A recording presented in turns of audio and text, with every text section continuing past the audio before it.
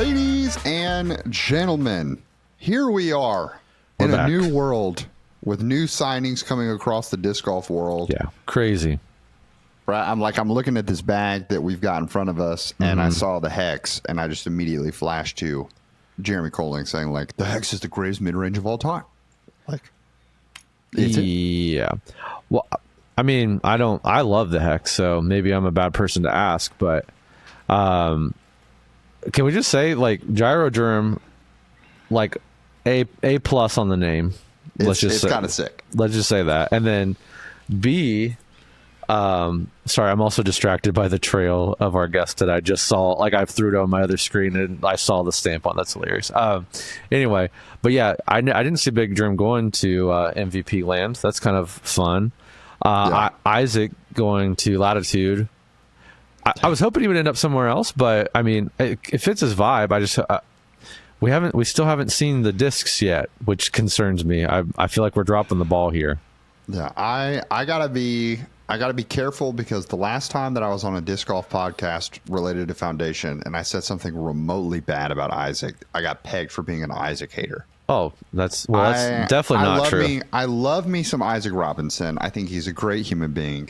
That whole crew is amazing. Mm-hmm. I agree in the sentiment that I going to Latitude is an interesting move, is how I'm phrasing it, because I just think that Prodigy, he struggled to sell at Prodigy because Prodigy struggles to sell as a brand. And I just feel like, as a retailer, if you were to tell me what's the second least selling of, like, the big brands, House of Discs / Trilogy specifically, because Discmania is fine. Yeah.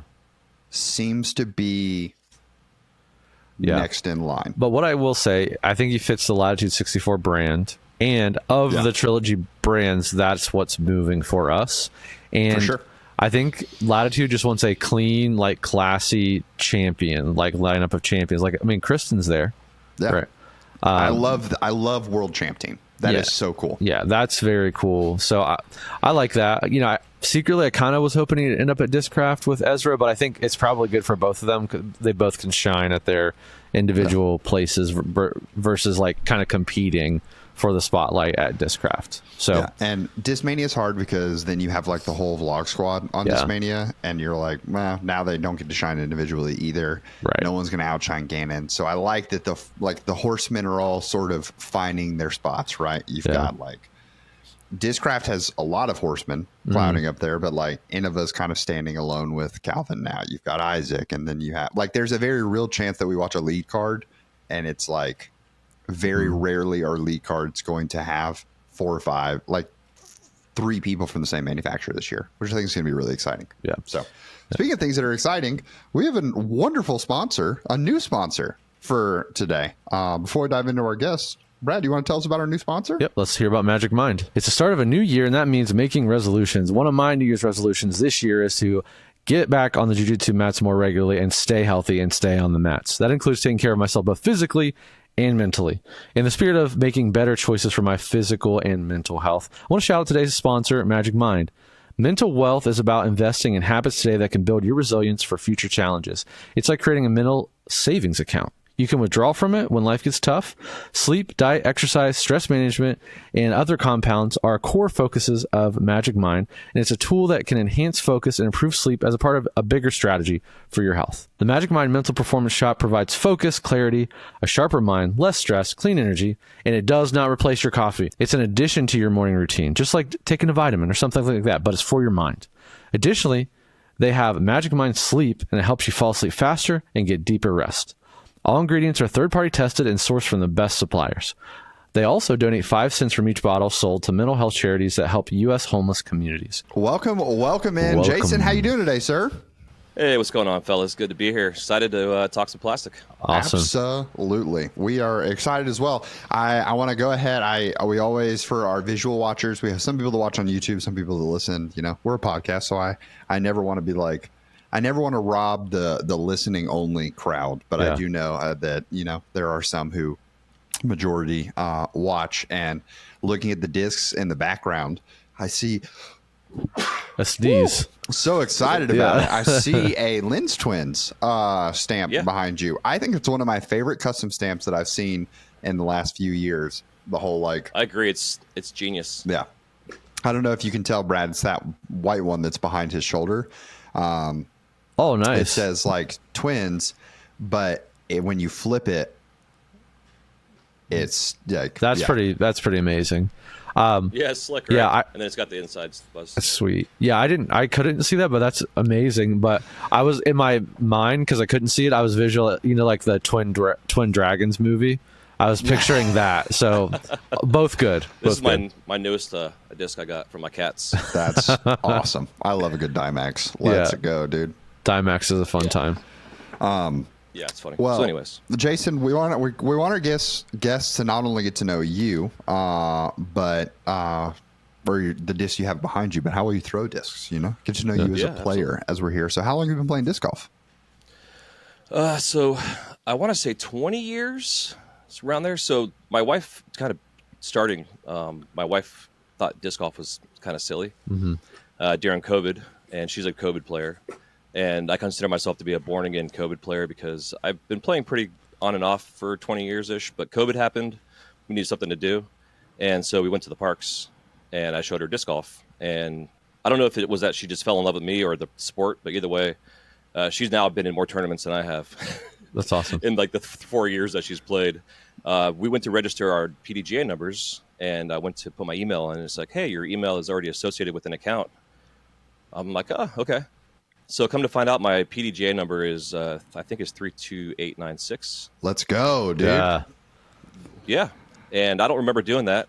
Probably back in my 20s, those things we do. Yeah. And so, yeah, I was actually, we laughed, and I was very excited. And because I know a lot of pros now that have been playing for 100 years that have a number in the 100,000s.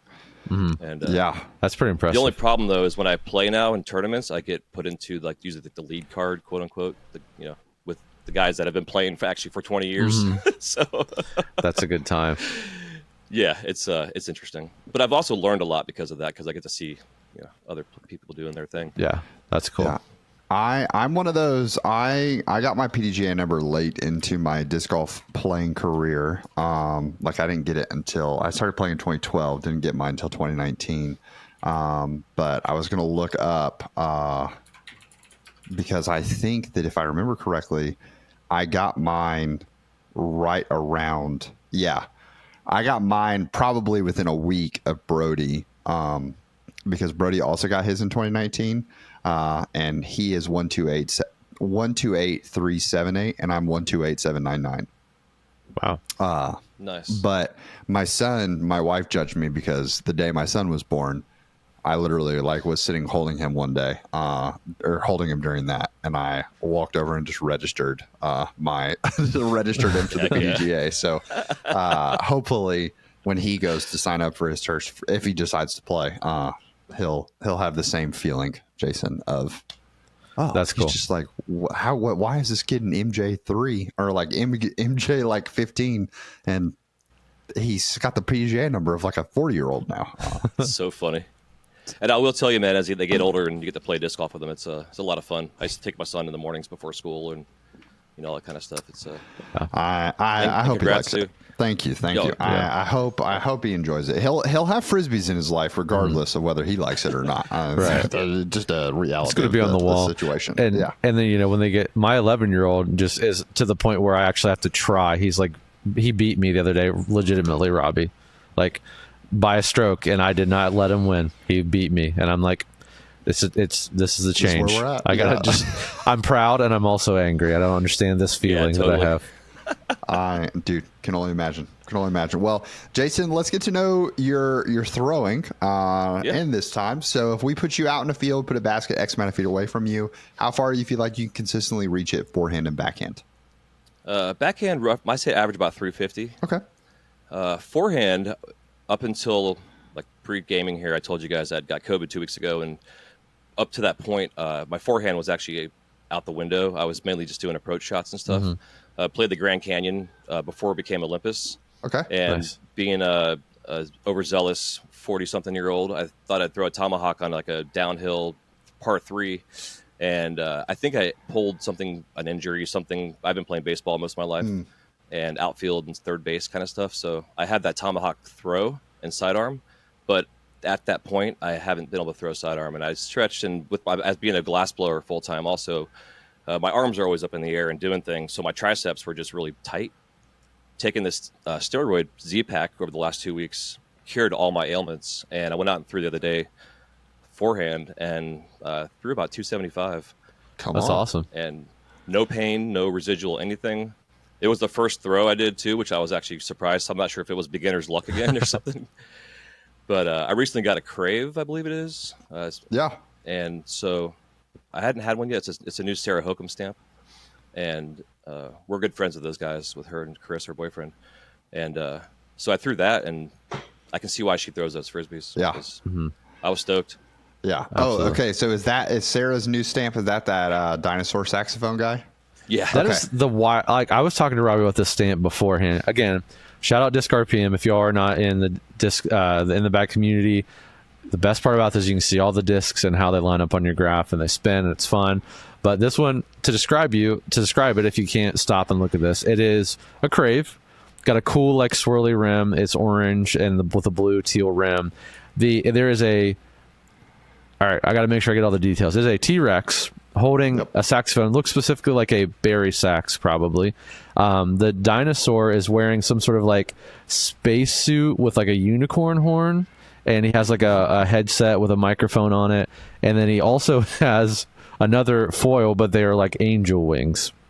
Yeah, it's wild. And in the glare, there's their dog Raven's down there holding her disc. Also, yeah. You can't see in the glare. There's a lot going on in that stamp, and it's wonderful, and I love everything about it.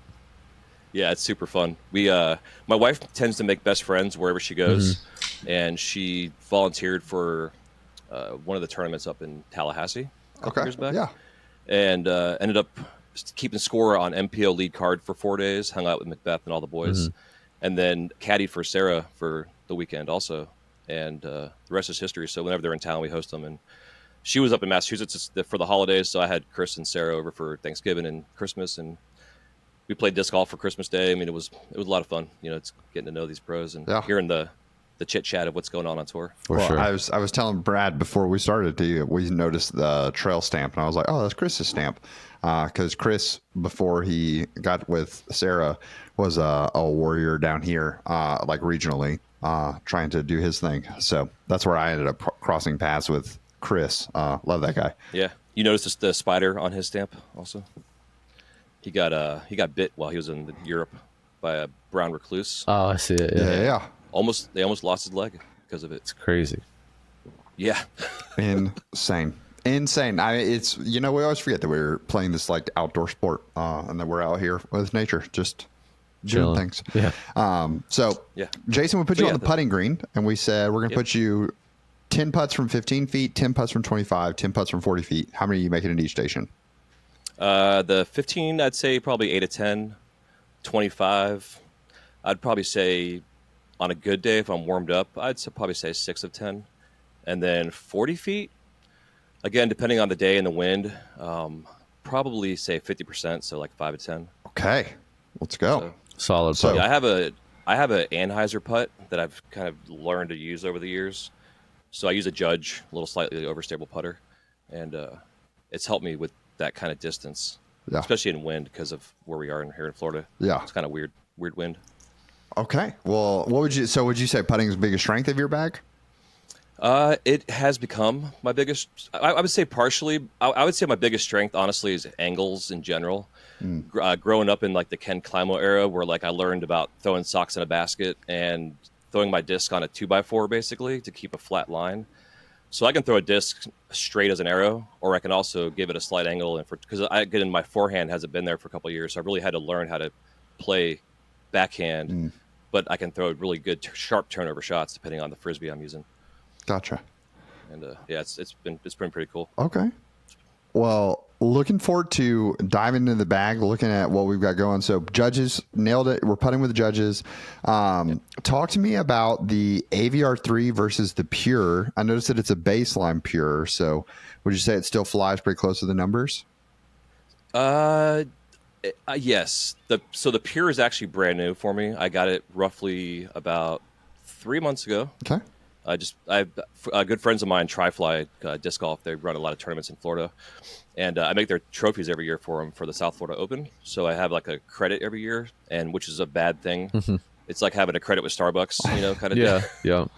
So like I've got too much stuff, but I have carts and everything. But long story short, I got to try one of the old trilogy packs from the trilogy challenges from 2 years ago, and I had that in there, and I immediately fell in love. I got my first ace in like 2 years ago the other day with it. Let's go. That's awesome. I can throw that thing anywhere. It's a point and shoot.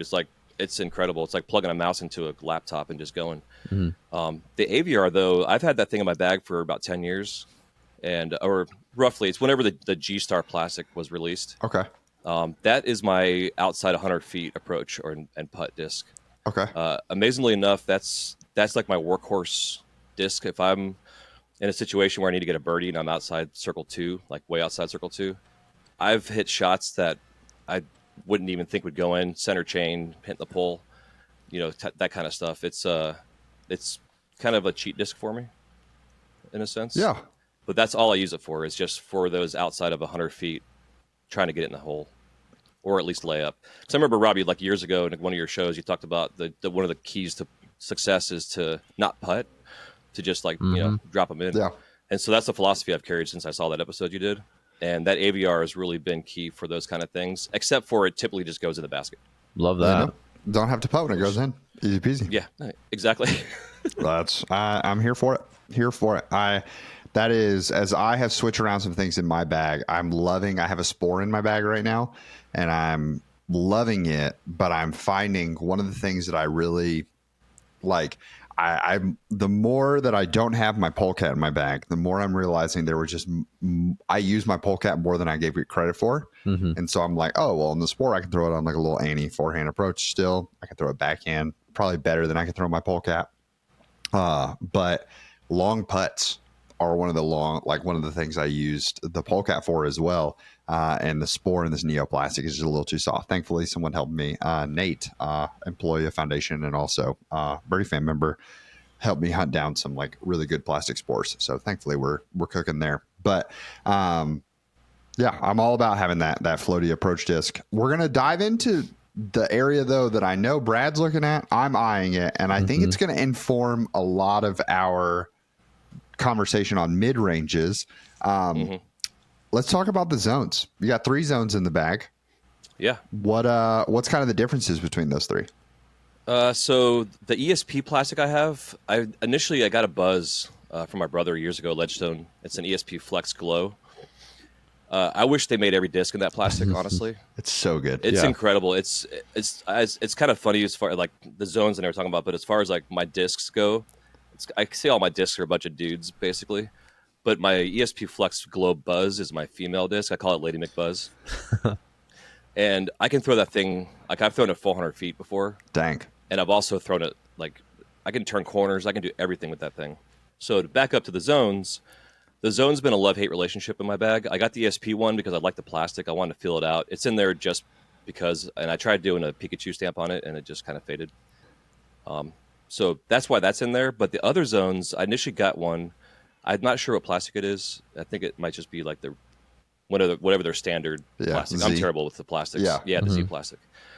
And I had it in my bag. I didn't like it. I took it out, put it back in, gave it to my wife. And then I had a tournament one day where it was real windy, and I was using it for putting. And I immediately fell in love with it. And then I lost it that same day. So round 2, I had to scramble to go find it, a new one. Got a new one. Someone found the first one, so now I got them both. So I have one that's beat in, one that's also kind of newish. That's more overstable. But then I found the Zone OS, and I would say out of all the Frisbees in my bag, that is my cheat disc for any approach, scramble, tight shot. I could have 2 trees in front of me, and I can throw them between those 2 trees, and I know it's going to come back to the left or to the right. I can do like a really high angle flick, kind of forehand approach, and that thing it'll be on the sharpest angle, and it just comes right back flat and just parks itself at the basket. And because of the shape of it, it's kind of got that that big lip, so it just kind of sits. But it's also good if you put a lot of power onto it, it'll skip around a corner too. So it's super versatile as far as a disc in my bag goes. I'd probably say it's the most versatile disc that I have that I use Yeah. in my game, because I play a lot of woods courses, being a Florida player. So that thing comes in handy a lot. It's I can't throw it any further than maybe 125 feet. Okay. You know what I mean? Yeah. As far as like because of the style of the disc, but I love it. I've everybody I play with that's new, I tell them they need to get one just because it's so much. It's just fun to throw it. Yeah. Yeah, and I mean, especially like you're saying, as a guy who loves testing the angles out and doing things like that, as I have started bagging one, that is where I've realized like I'm just using it so often because of the fact that it can do just a silly number of things. Yeah, and it makes those small gaps way bigger. Yeah. Well, also what I like, I'm contemplating. I have it in my like practice bag, Robbie, putting my Zone OS back in because I do miss that. Like sometimes if you hit a zone hard enough and you like actually turn your wrist too much and you're trying to do this like crazy peek out chopping like forehand around a corner, sometimes you mess up. Sometimes you turn it over, it hits the ground, whatever. You're not turning the zone. I'm not turning the Zone OS over in any scenario. Yeah. So like I kind of miss that. Like to your point, Jason, I kind of miss like no matter what I do and how much I mess up, this is going right or left depending on what forehand or backhand I'm doing. I do miss I had a peppermint in there for a while for that spot also, but it wasn't. That's not in the same class as a Zone OS in my opinion. So, I think the science of flight and discs. I think the Zone OS is a great example of just like the science of how you can really see a disc do its thing when it's made properly and it has that. Because again, if you can throw it up on a really high, over forehand angle, and seeing this thing try and fight out and go back to the right. It doesn't really go to the right; it just flattens out. But you can see it fighting out, and it's just. I would love to go like into like a wind tunnel kind of test tunnel with that kind of disc and see what it does like in the smoke, as far as that kind of thing goes. Because for me, the disc golf stuff, the science behind it all has been what's kept me playing for so long. I just love watching plastic fly. It's just incredible stuff. Oh, for sure. Yeah, I mean it's wild. Imagine a tilt, right? I mean, I would love to see that in a wind tunnel also.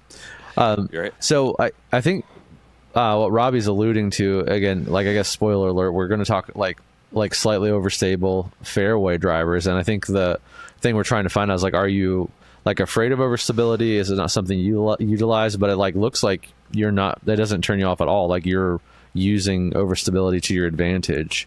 So we'll talk a little bit more about that like in the fairway slot coming up. But let's kind of peek into the mid ranges before we jump up to the top of the drivers. So talking over stability, we're talking about Buzz OS.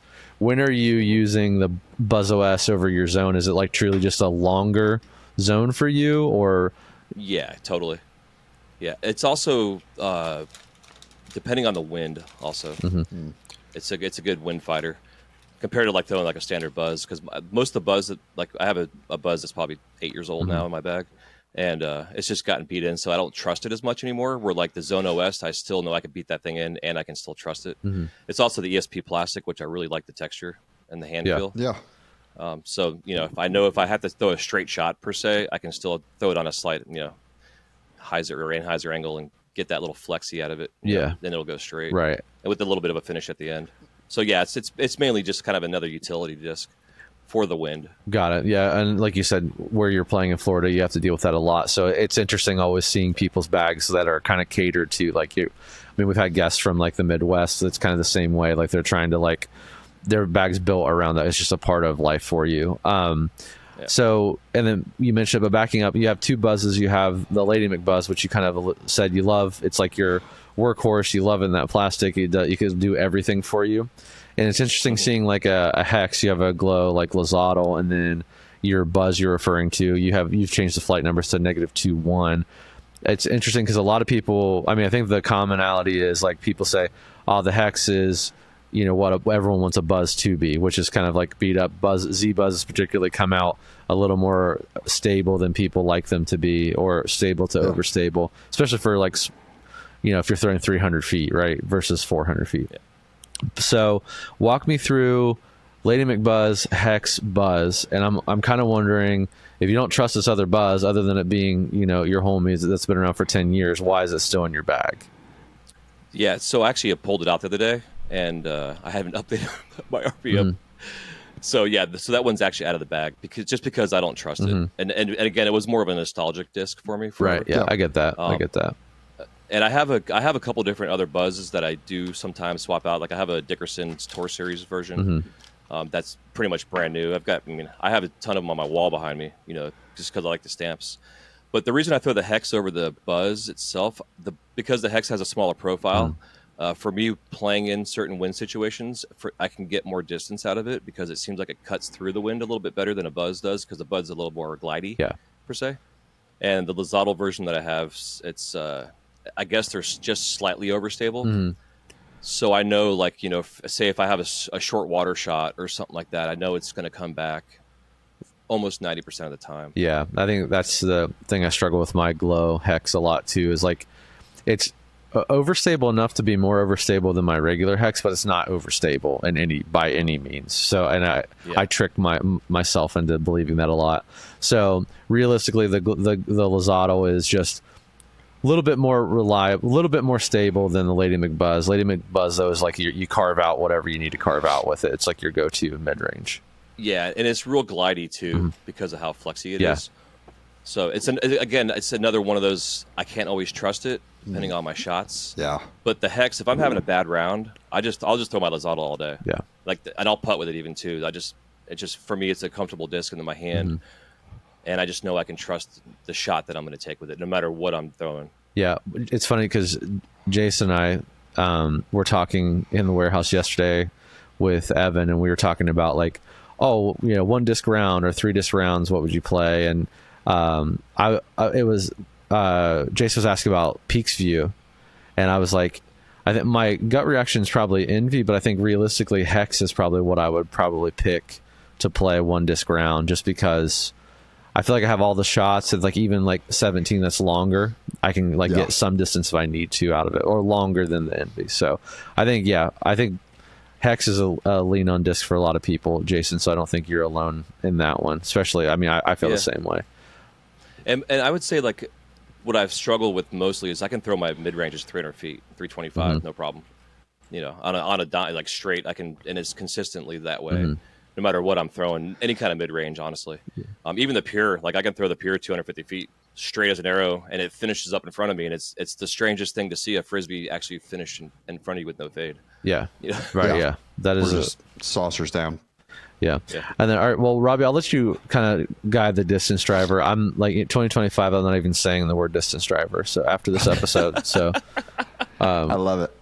Well, I think what I want to know most in the distance driver category is, so we talk about angle manipulation a lot in the lower speeds. I think when you get to faster speed discs, that angle manipulation has the opportunity to really shine because the disc can just get so much more dynamic movement because of those larger rims. Now, conversely, when you get to a bladed rim, it also makes that angle manipulation so much harder because it's a lot more punishing. If I'm trying to throw a Buzz OS on Hyzer and that's a little nose up, I'm not going to feel that near as much as I will throwing a Photon nose up on Hyzer. The difference between super nose down or a super nose up Photon shot is one of them fades and one of them flips. So, when you go to sort of on these distance drivers, when you're trying to get your big distance shots, how are you achieving them / using these drivers for your angles? So my Boss, for instance, that's a utility disc. That's more of like a skipper disc for me. Okay. I was one of those ones I found in a tree one day. Yeah. Had no name. And I love the flat profile, but I also don't have the arm speed for it. So for me, it's because of how flat and the shot that it is. It's really good for if I have a sharp left turn or left turn that's 120 feet from me. Okay. I know I can get it. I can turn it over a smidge, get it to skip, and then turn the corner. So that's my skipper discs. Yeah. The destroyers I have an old Ricky stamp. I didn't get a picture of it, but it's an old Ricky of a destroyer. Okay. Which is weird. It's playing with it because I don't have the arm speed for that destroyer. Yeah. But yet I can crush that thing, and I've gotten it up to close to 400 feet. For me, really, that disc is for windy water shots where the basket's on the left side of the water. Okay. And kind of thing where I can tombstone it or at least get it close to the basket, knowing it's going to come back every time. And because I don't throw it that much, and my shots, I'm very mechanical. I don't have haven't played baseball and understanding and learning mechanics my whole life. My shots, I have a slow walk up. I don't run. I have a very slow follow through. I shouldn't say follow through. My approach is slower, but my follow through is I get a good snap. And I've had to learn to finesse my shots. I got not the uplink, but the one above that. Detour? No, one more. That's super understable. Oh, the Paradox. uplink paradox? Yeah, the paradox. Yeah. I can't throw that thing anymore. It turns over every time. But it taught me how to really finesse my shots. And I remember hearing you guys talking about the uplink too. And so I went to the uplink, which helped me even further. And because of that, it made me slow down my shots and really focus on it. So now, kind of stepping up, the trespass is probably the most used, actually high-speed driver that I use. Okay. I'm not sure what it is about that Frisbee, but I can throw that thing consistently 375 on a good day. Let's go. No problem. And I can actually a controlled shot to the basket. Like when I play tournaments, that's my main driver. And a lot of times the guys on the card are always telling me, you don't have to putt ever because I'm always getting to the basket, kind of thing. And it's with that Frisbee. I'm not sure what plastic it is. Also, Again, I'm terrible with plastics.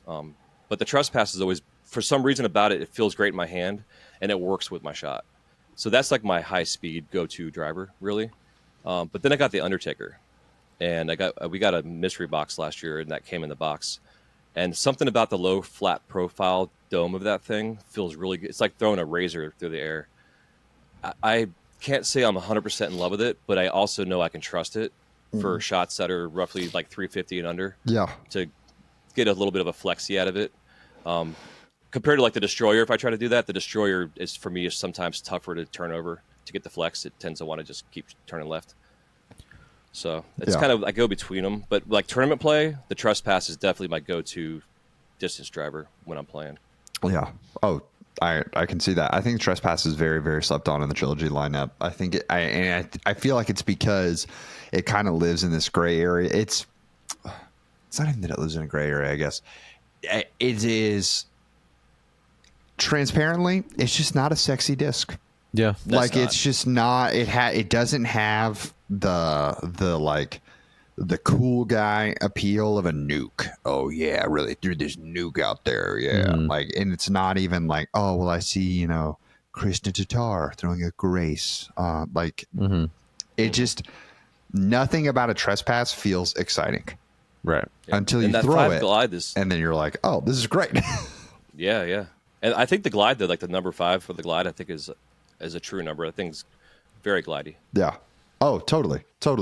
I wish, and I'm as someone is like, I think the trespass is very similar to my Raiders. I think the Raiders have a little bit more bite on them, but it's like when I need a flippy, I have a trespass that's on my shelf, and I know that like if I ever lose my super beat in Raider, okay, like the trespass goes in the bag until another Raider fills that slot and it's season this. So I think that's really good. I had a Raider up until about 6 months ago, roughly. Yeah. And tried to throw it on forehand, and it went into the water. And it was like a super flippy, beat up Raider. I love that thing. And I've heard you talking about them a lot lately too. Yeah. So I've actually wanted to get another one in my bag, but because it's going to be a brand new thing, I'm kind of hesitant still. Yeah, because I have enough plastic. That's fair. Speaking of newer plastic, looking at the Trail came out last year. We opened the episode talking about gyro germ being a thing now. And one of the discs he was raving about in his video with Simon is the Trail. He's like, this might be the best disc ever created. A 10 speed that flies like a 12 speed. How are you feeling about the Trail so far? I think the Trail is, for lots of us who are in the under 400 realm, it just feels perfect for so many reasons. Yeah, 100%. Yeah, it's getting me closer to hitting that 400 mark. There's one of the holes I play a lot, and I play from the blues just to test my distance. It's like 386 to the basket, and so far that disc has gotten me to the basket. That's awesome. As soon as I let it go, it was just like, it's getting there. Like I could tell immediately upon release. And when Chris was talking about it, because I got his stamp, he told me the same thing. He's like, dude, this disc has changed my game. Just because I'm older, my arm speed isn't what it was. I think it's 171, also the weight of this thing, so it's a little bit lighter. but it feels like it's like 150 grams. Like it feels lighter than what it actually is. It's very interesting, but it goes. It just you can throw it on a slight little anhyzer and it flips up flat and just keeps going. And it has a slight little fade at the end, which is nice. It seems consistent as far as the fade at the end goes. Mm-hmm. Which I know a lot of frisbees will have a certain number, and you can't always trust what it says. But I think the trail numbers are pretty close to being what it is. Yeah, the trail is Blitz Disc Golf and I are working on a game plan for Foundation All Stars, and that like if I have to throw a shot for the distance comp, what are we doing? And the trail is pretty much what we're like honing in on. Is Heck yeah. Okay, it's going to be with a trail. It's just which trail, what angle, all that. So we're working in the shadows on how are we going to make sure that we have that ready to go. And even on a forehand, I think that it'll be, if I put that thing on enough Hyzer, I think on a forehand, it's just going to go a mile. So yeah, for sure. I've also tested it in like tail and headwinds. I will say I don't like it in either one of those, but like left to right, right to left winds, it's because of my angle control. It definitely I get more distance out of it. The tailwind seems to knock it down, and I throw typically most of my shots nose down. Like I really try to focus on throwing as much as I can nose down, which could also be a detriment to why my distance is kind of getting shorted even when I'm certain wind situations. But the trail, I'd recommend it for anybody, especially anybody new coming in that wants to try something that's quote unquote a high speed driver that's above a 10 speed. Yeah, so, it's definitely just fun. I love it. Well, Brad, I know you tried out some fairway drivers, so I don't know what questions you want to ask on the like escapes and undertakers in order to get an idea, or you feel like whatever you got to ask. I think number one, I'm not even acknowledging the undertaker because I'm just not going to. Please, that's and fine. then Ignore it. escape. Just tell me, okay, when are you throwing the escape versus the trail? Is it a pure win situation for you? No, the escape that I had that has like a purple tie-dye kind of look to it, that's my original escape that I got. So if I'm, let's say, looking at 12 o'clock and I've got a basket that's at like 2, maybe 3 o'clock, that's my turnover disc, and it's consistently my turnover disc. It doesn't always fade at all I shouldn't say always. It sometimes fades to the left, but usually I can turn that thing over really nice, and eventually it'll straighten out a little bit, and then it just sits. And that's like a good turnover, if say like anywhere from 250 to 350 range. Okay. I'll use that for, compared to like my river, that's more like over turnover shot, kind of thing. Yeah. With more glide. And then your Supreme escape, when are you pulling that out? That's mostly for consistency because that disc will not break in. And so it's the same exact shot. It's just, if it's a little bit heavier wind for me, I know I'll go to that one. If it's a light wind or no wind, I go to the first escape, but the Supreme Plastic one. Also in like wet conditions, if it's raining, the Supreme Plastic I find has a nice grip to it, even if it's got a little bit of a moisture, wet to it. So that's kind of like that. That's what that comes out for. Okay. Awesome. All right. That's good to know. I think I'm good. I think I'm good on that, Robbie. Okay. Well, we tried some overstable stuff because looking at your bag, I felt like diving into this that if you were trying to flex something or push something on the overstable side, there was just a larger gap of like, okay, now I'm having to go to this touchier distance driver, or I'm having to really yam on this mid range in order to try to get something that's going to consistently fade. Knowing Florida, one of my most horrific rounds that I've ever played was in Florida because of wind. And so I was like, this man needs some stability. Got to get this man some beef. So, Brad, you tried a couple different discs today. What'd you try? All right. I tried the Bonsai by DGA 8403 in the SP plastic. And I also tried this disc, which is a bottom stamped Athena 7502. Nice. Do you have any experience with either one of these discs? No, but the Athena I definitely have wanted to try. Okay. So, Robbie, I want you to lead this conversation because I really enjoyed throwing both of these. I don't think either of them are the wrong choice. I think but one of them could be the right choice, if that makes sense. Well, I hope, right? Like that's always the dream. Right. Even worse, I'm still waiting. We're over 100 episodes in, and I know that there's going to be a world that we're like, we walk in thinking it's the right disc, and then we get there, we're like, Nope. No, actually, both of these are terrible. Yeah. So, whoops. So, looking at the bonsai, if you would have been like, oh, yeah, no, I throw the bonsai, love the bonsai. The bonsai is either you're part of the cult or you didn't know the cult existed. Like, Didn't that know it is, existed. Yeah, for sure. that is pretty much the entire disc golf world falls into this. I was honestly, as someone who had, like, I have a podcast where we talk about this all the time. Until Worlds this year, I was part of the didn't know it existed. And do you know who the leader of the bonsai cult is that I'm aware of on the Pro Tour?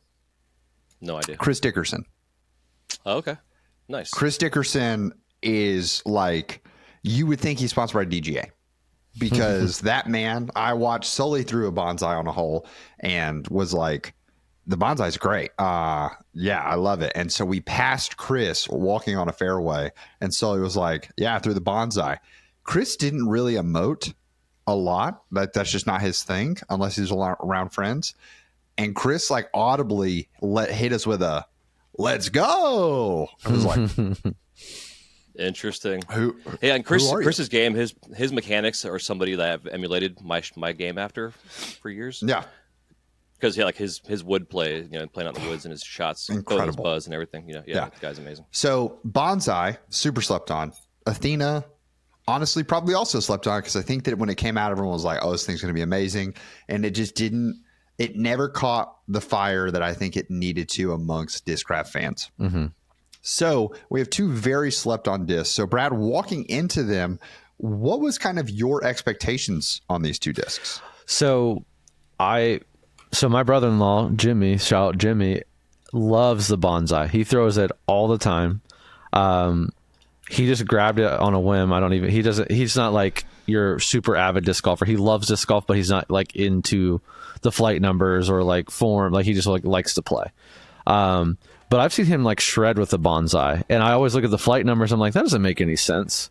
What is happening? So I've thrown it before too, just one-offs. I've thrown his. It's always a good time. So I was fine with that. My mindset was bonsai's a little slept on, I think. And the Athena, I threw the Athena when it first came out, like the prototype, and I didn't have like a great relationship with it that first time. But I will say like my fairway love has exploded since then. So I was just seeing that we're working with slightly overstable fairways. I was like, this is awesome. This is my favorite episode of all time. Yeah. Okay. So hand feel wise, what really jumps out to you? Because I think on fairway drivers, mid ranges or mid ranges. So they're either like super weird or it feels like a mid range. Yeah. It's like so hand feel wise. So this particular like all white ESP run has like a little flex to it, and it feels really great. It's also grippy, whereas like sometimes the ESP can get a little slick. So it felt really good. Even in the cold, felt really good. And just that little bit of flex still made it pretty comfortable to like kind of bite into. I'll be honest. I typically like the feel of the SP plastic from DGA, but today in the cold, it was a little brutal. Like it was like stiff. Now, if you're into that sort of thing, that's fine. But the bonsai has like a little bit of like a micro bead. I don't know how well you can see that, Jason. Has like I can see like a tiny bit of like a micro bead on it, and the Athena's just like feels like a fairway driver. Both comfortable. Typically I don't like any like beading like that unless it's like a mid range. I don't mind it, but I didn't mind the bonsai. I didn't even really notice it till I started feeling it here a minute ago. Both really comfortable in the hand. Again, bonsai's an 8-speed, Athena's a 7-speed. I honestly, if I was like closing my eyes and feeling them, the Athena feels like the rim's a little thicker, if I'm being 100% honest with you. Like it doesn't, I don't see a noticeable like rim difference in the bonsai particularly. Both pass on hand feel. If I had to give one the win of the other, I'd give the Athena, just because I think that little bit of flex in the plastic was really nice today. Okay. So you take them out to the field. You're expecting, you have a history with the Athena. So there are some expectations coming in. Yeah. How are those expectations either adjusted or equally met? Yeah. And then what expectations did you, because you've seen the bonsai fly obviously as well. Yeah. So how did they fly in comparison to your expectations? Yeah. So Athena was a dream. It was not like it was the first time I threw it. Again, it was me. It wasn't the Athena the first time, but I've like winter and some injuries have like forced me this winter to like slow down my like shots off the tee, and I'm kind of like starting to lean over my disc a little bit, Robbie, versus like staying straight up, which has been a problem for me. So I was just smoothing these Athena. I had two Athenas I was throwing. I was just smoothing them out. What I loved about them is like just a nice pull through. They would go like that zero turn was like so accurate because it was like zero turn. Like it went straight. It didn't want to turn. It didn't want to fade. It just was like straight out of the hand.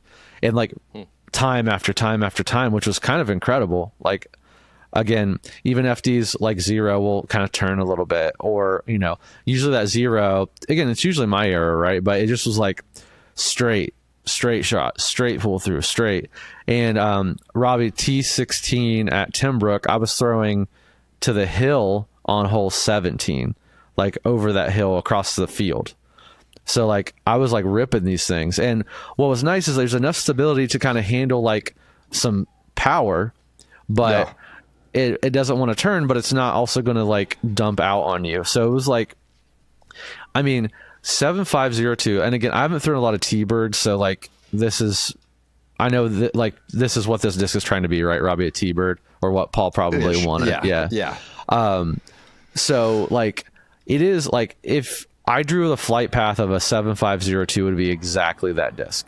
Like it is truly like for me, someone who's only throwing like, I'm going to say 325 is like my average. Like I can throw that every time.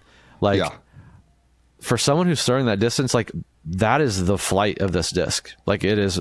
And I threw two of them and they're both different plastics and they flew the same for me.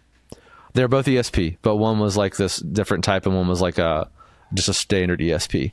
So like it was just straight, and like the last 80% of the flight or so started to fade out, and it had a nice fade at the end.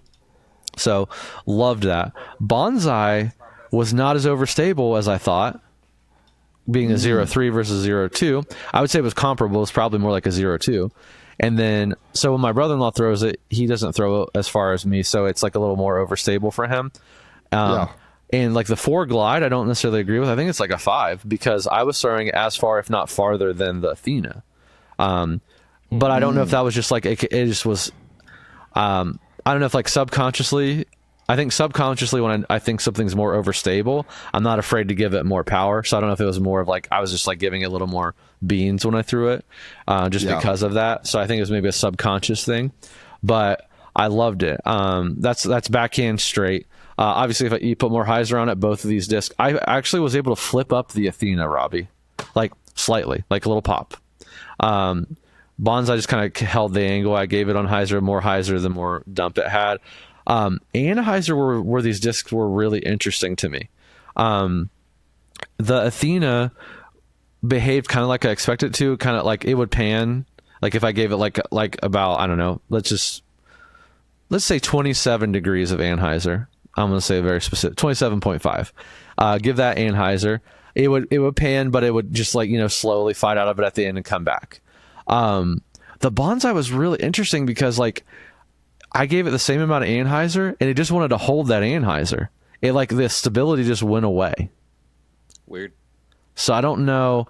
Now don't get me wrong, it would fade back at the end, but it's just like, where did the 0.3 go? Like it was like a 1, like a fade. I don't know what happened, but and I different directions, different like timing, like it would do that every time. So it was really interesting. I don't know what that was about. Again, this could be user error, right? Because I know it's more overstable, so I'm giving it more anhyzer than I think. So I'll put an asterisk beside that. So that may be the case. The thing I did love about the Bonsai, the thing that did stand out, like ground play wise, it definitely had more ground play than the Athena. Like the rim shape gave it some more like skip on an approach shot. So I will say that. And then obviously if I threw a little nose up, I definitely felt that overstability at that point on the Bonsai. So I mean, truthfully, I don't think there's a wrong pick here. My only thought for you, Jason, is like the Athena's more of like, I feel like you can manipulate it a lot easier. Like it kind of reminds me of like, I don't know, maybe maybe a shorter version of your like I don't know, it would probably fit between your two escapes, but like a shorter version of that, or a longer version of maybe your glow head, like your Lozado, but let's just say maybe like a touch more stable, like touch more overstable. So I think it'll fit really nicely in your bag. And like I know you like manipulating the angles and you have good angle control, and I think the Athena you can maybe work a little bit more than the Bonsai, just because my experience with the Bonsai was a little off. And now it probably wouldn't be that way with you. You're probably better at your angle control, but like I don't feel comfortable like saying that's the front runner just with like the experience I had with it. And I think the Athena is just going to give you a solid addition to your bag, to be honest with you. Yeah, I think you sold me like a box of them, honestly. Yeah, hey, that's good. I told Jason when I sat down, I'm like, okay, Athena's a great disc. I get it. Interesting. I think one of the reasons I've stayed away from certain overstable drivers like that is because of the finish and the skip at the end, because I'm trying to like get it to the basket, and I'll get it to the basket, but then it skips like 20 feet off to the left. So I've always kind of like tend to throw more understable, because I know if I can flex it out there, it's going to come back potentially, but sit at the basket instead of going past. Yeah. I think that, you just have, it will skip. If you give enough Hyzer, it's going to skip, like anything, right? But I think it allows you to just like accommodate, like, or just adjust a little bit to the right, and just know it's going to, if you give it enough air time to kind of fade in, it's going to fade in versus like skip in. Right. And that's what I'm looking for sure. Awesome. Okay. Well, if we put one of these in the mail for you, would you be willing to come back on and let us know how it flies, Jason? Oh, of course. I'd like to be a regular guest, honestly. Awesome. We appreciate it. We appreciate, that's with Jason holding it. Jason has a regular spot on the show. It just could be which Jason. Yeah, that's true. Yeah. I'm all about it. Awesome. So I love it. Well, Jason, thanks for coming on, man. We appreciate you, and we look forward to having you in a future episode. Yeah, likewise, guys. Appreciate everything you guys do for the community, and it's been an honor being on here and seeing the growth of what you guys are doing too. It's been a lot of fun watching the ride. Awesome, man. We appreciate you. Yeah, likewise. Thank you. All right, what a fun episode. I mean, the fun part, I don't think we kind of alluded to it, but he said it, but I guess you said he's a glass blower at Disney, which, what a random occupation that is, but we are both working in disc golf, so I think people probably say that about us. So that's fair. Yeah, that is fair. I thought it was a great episode. I thought Jason did a phenomenal job. And we even said on the other side, like, it's when the guests come on, you as the listener, I can only imagine want to hear from the guests. Like that is there for sure. You'd have a hard time convincing me, Brad, that people are listening to this many episodes in because they just want to hear the two of us every week for an hour. Like we want to hear from the guests, hear their perspectives, why they choose the discs they do. So if you are a guest on the show in the future, please come ready to chat. We're ready to listen. So exactly. It is a good time. But speaking of good times, Brad, what's new in the warehouse? So we're starting to ramp back up here. We're getting some releases. I purchased some releases today. We got Ledgestone. We got a trilogy release next week. So we're starting to ramp back up. But this week we've got a bunch of cool Prodigy. They did these retro flight stamps. Robbie, did you see them with like they have like owls, hawks, other birds on them on some of like H7, which I know you think's a slep-on disc. I think I've heard you talk about that before, and F3 and some of the Ace line stuff, our M model, SP model stuff. But so there's that. There's also the Kitty Zilla H7, which is hilarious, a great stamp, and they also there's some Reblin PA3s that have a sick Fox stamp on them. I actually am bagging that PA3 now, so stay tuned on how that's going to go. Also, Fractal M4s, Fractal PA5s. Let's see.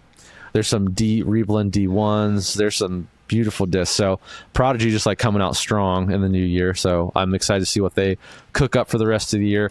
Also, dude, one Prodigy plastic that I'm telling you. Do y'all have the 400 Ultra Soft in yet? Yeah, we have some in PA3s, I think, right now.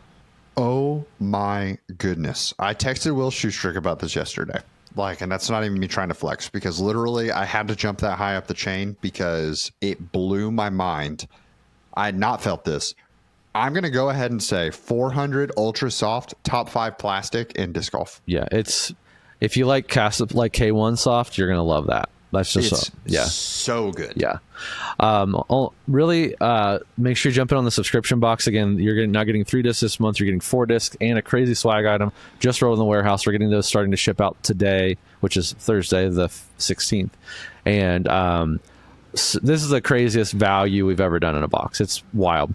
One custom stamp. We'll call it 1.5. One's technically a custom stamp, and then the other 2 are a exclusive stamp we got to do that this manufacturer has not released yet to the public. They let us release it first, so that's very cool. And then the swag item, never done the swag item before in the 2 years of the subscription box, and it is wild. So just you'll be like, whoa, intrigued. how did they put this in this box? We only paid $45 for this. Well, you're about to find out. So check out that. We're also, if you're not a Hyzer Club member yet, make sure you check out our Hyzer Club, our Patreon. If you do your annual membership this month, you're able to register for the Hyzer Club Championship, which is a great time. We get together, our Patreon members. We have a tournament. We do games. We do pizza. We do warehouse tours, studio tours. You name it, we do it. It's a weekend long competition. There's a winner. We have a jacket, like a cool jacket that we give you, a cool trophy, maybe the coolest trophy in disc golf. Period. Who knows? That's allegedly. That's pretty sick. So make sure you do that. And we're also doing a bunch of updates to that store. A bunch of stamps that like are custom, or maybe there's some leftover from subscription boxes, special deals. We're going to just leave exclusively for the Hyzer Club store. If you didn't see our mystery disc, our riddle buzz now, spoilers. If you didn't see that from all of that contest, we have a few extra, but no one else is going to be able to get them unless you're a Hyzer Club member. It'll be in that store here in the next week. So pitch out there for the Hyzer Club. Make sure you're checking that out.